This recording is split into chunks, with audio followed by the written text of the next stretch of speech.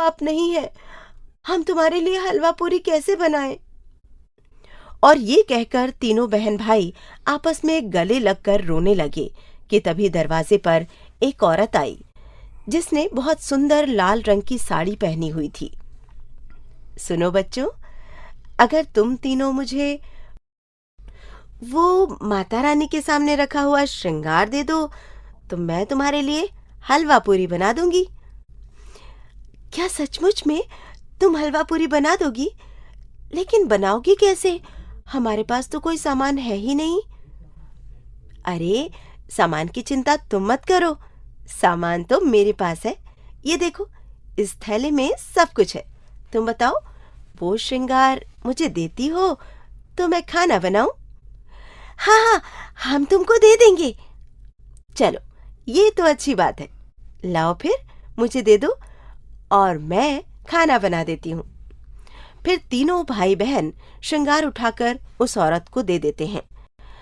औरत उसे माथे से लगाकर अपनी थैली में रख लेती है और फिर सबके लिए हलवा पूरी बनाती है।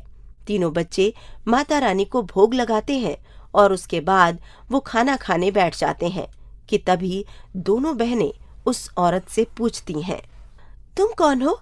सच बताओ, क्योंकि माँ कहती थी कि जब कोई मदद नहीं करता तब भगवान मदद करते हैं।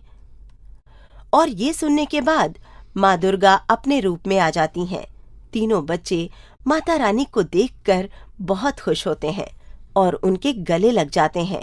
तो माता रानी कहती हैं, तुम तीनों ने इतने कष्ट में रहते हुए भी मेरे नवरात्रि के व्रत पूरे किए हैं, इसलिए तुम्हारे अब दुख के दिन हमेशा के लिए चले गए हैं।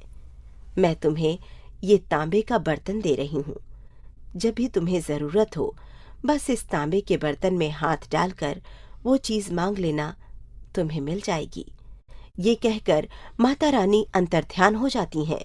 तीनों बच्चे हलवा पूरी खाते हैं और उसके बाद तीनों बहन भाई बड़ी ही समझदारी से जब भी उन्हें जरूरत होती तांबे के बर्तन से मांग लेते और इस तरह वो अपनी पढ़ाई में लग जाते हैं और एक दिन कामयाब हो जाते हैं।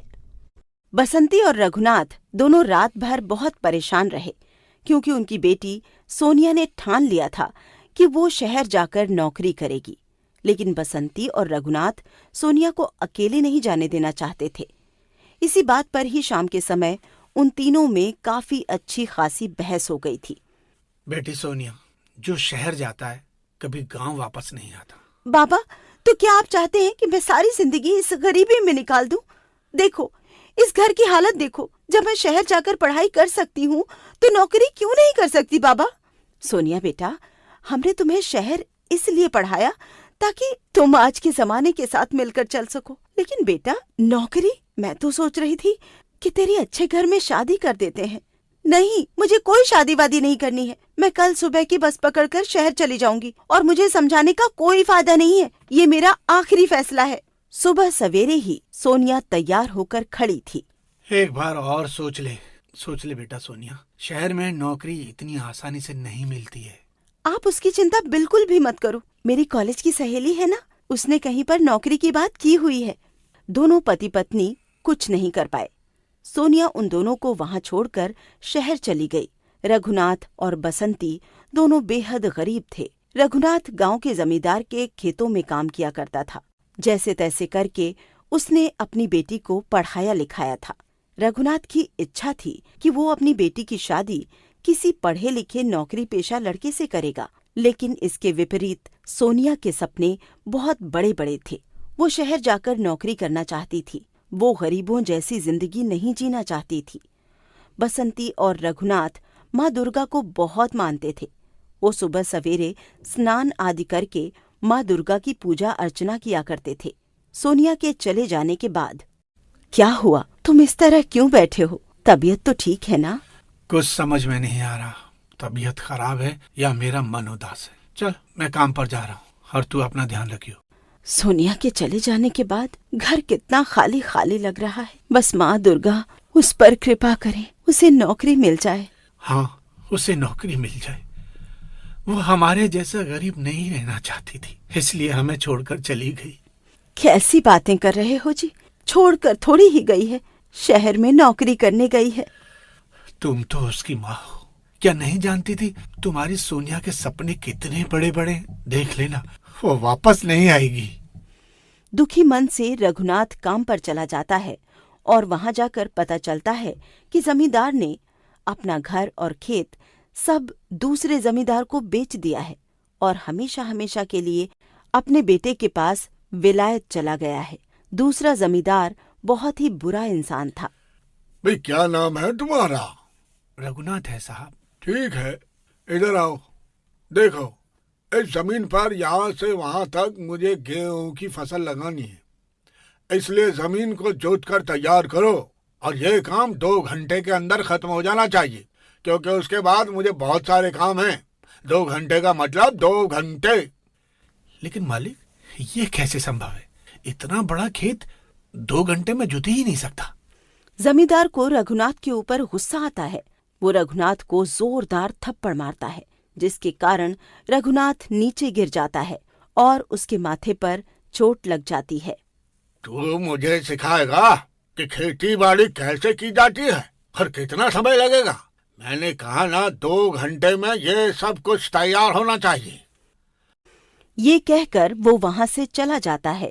2-3 किसान मजदूर भी वहां पर थे। वो रघुनाथ को उठाते हैं। रघुनाथ के माथे से खून बह रहा था। इसमें मेरी क्या गलती थी जो काम 2 घंटे में हो ही नहीं सकता? मैं तो बस वही कह रहा था। रघुनाथ पूरी कोशिश करता है कि 2 घंटे में काम खत्म हो जाए। बाकी मजदूर पसीने से तरबतर काम में लगे हुए थे। जमींदार वहां पर आता है। मजदूरों को इस तरह काम करता हुआ देखकर वो जोर से हंसता है।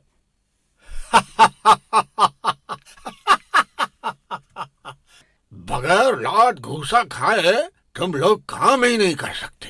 देखा, एक को थप्पड़ मारा तो बाकी सब कैसे डर के मारे काम करने लगे। और ये तो शुरुआत थी। जमींदार का जुल्म सभी पर बरसने लगा। रघुनाथ पर तो कुछ ज्यादा ही था, क्योंकि रघुनाथ कभी कभी उसकी बात का विरोध कर देता था। ऐसा ही एक दिन था जब रघुनाथ पर जमींदार का कहर बरसता है। क्या कहा तुमने कि तुम थक गए हो? थक गए हो तो यहाँ क्या कर रहे हो? जाओ, घर जाओ। मालिक, मैंने कहा कि थोड़ी देर आराम करके मैं ये काम खत्म कर दूंगा, मुझे काम से मत निकालो। रघुनाथ की बात सुनकर जमींदार डंडे से उसकी पिटाई कर देता है और रघुनाथ नौकरी न चली जाए इस डर के मारे सारे काम करने लगता है। शाम को जब घर पहुंचता है, हे माँ दुर्गा, देख रही हो इंसान होकर उसे कितना घमंड आ गया है, कितनी बुरी तरह मारा है इनको। हाँ, बहुत दर्द हो रहा है। सोनिया की माँ। मत बुलाओ मुझे सोनिया की माँ। कितने दिन हो गए उस लड़की को शहर गए हुए। मजाल है जो उसने हमें एक चिट्ठी या फोन करके बताया हो कि वो ठीक ठाक भी है या नहीं। जब छोटी थी तो कहती थी, बाबा आपका सहारा बनूंगी, आप पर कोई भी अत्याचार नहीं होने दूंगी। अब कहाँ है उनकी बातें? कहाँ है वो? क्यों मन छोटा करती है? माँ दुर्गा सब ठीक करेगी। अहंकार तो रावण का भी कभी नहीं रहा, फिर जमींदार कौन से खेत की मूली। रात भर रघुनाथ का शरीर दुखता रहा। अगले दिन दोपहर तक वो बिस्तर से नहीं उठ पाया और उधर जमींदार ने एक नौकर को रघुनाथ के घर भेज दिया। रघुनाथ, जल्दी चलो, मालिक तुम्हें बुला रहे हैं और वो बहुत गुस्से में हैं। देख भाई, तेरी नौकरी चली जाएगी। मेरा फर्ज था कि तुझे आकर बताऊं। अरे भैया, क्या तुम्हें दिखाई नहीं दे रहा? इनको कितनी चोट लगी है। चोट की वजह से इन्हें बुखार भी आ गया है। जाओ, जाकर अपने मालिक से कह दो कि रघुनाथ आज काम पर नहीं आएंगे। सोच ले रघुनाथ, अगर तू काम पर नहीं आया तो तेरा काम छूट जाएगा और फिर इस उम्र में तुझे काम कौन देगा। आज तुझे ये भी पता है ना कि जमींदार की पहुंच कहाँ तक है। वो तुझे काम पर नहीं लगने देगा कहीं भी। हाँ बसंती, ये बिल्कुल सही कह रहा है। काम पर तो जाना ही पड़ेगा, वरना हम दाने दाने को मोहताज हो जाएंगे। रघुनाथ नौकर के साथ चला जाता है। बसंती माँ दुर्गा की तस्वीर के सामने खड़े होकर उनसे प्रार्थना करती है कि उनके ऊपर और अत्याचार ना होने दे। फिर वो काम करने लगती है। थोड़ी देर में दरवाजे पर दस्तक होती है तो बसंती दरवाजा खोलती है तो सामने सोनिया खड़ी थी। सोनिया, तुम आ गई? तुम्हें याद अपने बूढ़े माँ बाप की? कैसी बातें कर रही हो माँ? मैं तुम दोनों को कैसे भूल सकती हूँ? तुम दोनों ने ही तो मुझे इतना पढ़ाया लिखा है कि आज मेरी अच्छी जगह नौकरी लग गई है। क्या तो सच कह रही है सोनिया? अगर ऐसा है तो ये तो बहुत खुशी की बात है।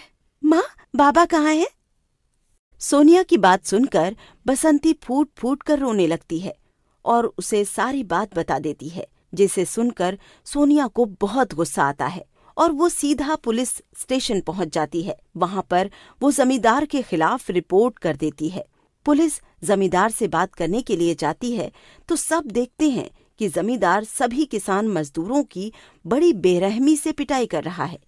ये देखकर पुलिस वाले उसे गिरफ्तार कर पुलिस स्टेशन ले जाते हैं। रघुनाथ सोनिया को देखकर हैरान हो जाता है। चलो बाबा, घर चलो। देखो तो इस जमींदार ने तुम्हें कितना मारा है। अब पुलिस उसे मारेगी और आप लोगों को इंसाफ मिलेगा। वो सब तो ठीक है, लेकिन तू अचानक शहर से गांव कैसे आ गई? क्योंकि मुझे शहर में बहुत अच्छी नौकरी मिल गई है और एक घर भी मिला है। मैं आप दोनों को लेने आई हूँ। मैं तो बस ये आप लोगों को बताने आई थी कि अपनी तैयारी कर लो। अगले हफ्ते आप लोगों को मैं हमेशा हमेशा के लिए अपने साथ ले जाऊंगी। क्या तुम सच कह रही हो? हाँ बाबा, बिल्कुल सच कह रही हूँ। मुझे पता है आप लोग सोच रहे होंगे कि शहर चली गई है तो तुम दोनों को भूल गई हूँ, है ना? मैं तुम दोनों के लिए ही शहर में नौकरी करना चाहती थी, क्योंकि मैं नहीं चाहती थी कि आप लोग यहाँ परेशान रहें। ये सुनकर रघुनाथ खुश होता है। सोनिया 2 दिन उनके पास रुकती है। बसंती उसके लिए उसकी पसंद के खाने बनाती है और फिर कहती है, अगले हफ्ते सारे सामान के साथ तैयार रहना। वो उन दोनों को शहर ले जाएगी। 2 दिन बाद सोनिया चली जाती है, लेकिन जैसे वो जाती है उसी दिन शाम को घर का दरवाजा बजता है। अरे सोनिया, क्या हुआ बेटा? क्या तुम्हारी बस छूट गई है? अरे माँ, मुझे अंदर तो आने दो। क्या सारे सवाल जवाब दरवाजे पर ही करोगी? और बस क्यों छूटेगी? मैं तो अभी अभी शहर से आ रही हूँ। ये तू क्या कह रही है? 2-3 दिन से तो तू हमारे साथ ही थी। आज सुबह ही तो तू गई थी। क्या तू भूल गई है? माँ, कैसी बहकी बहकी बातें कर रही हो? मैं अभी अभी शहर से आई हूँ आप दोनों को लेने के लिए। आप दोनों के लिए खुशखबरी है। मुझे शहर में बहुत अच्छी नौकरी मिल गई है और जल्दी से अब सामान पैक कर लो। मैं तुम दोनों को लेने आई हूँ। हम सब साथ रहेंगे।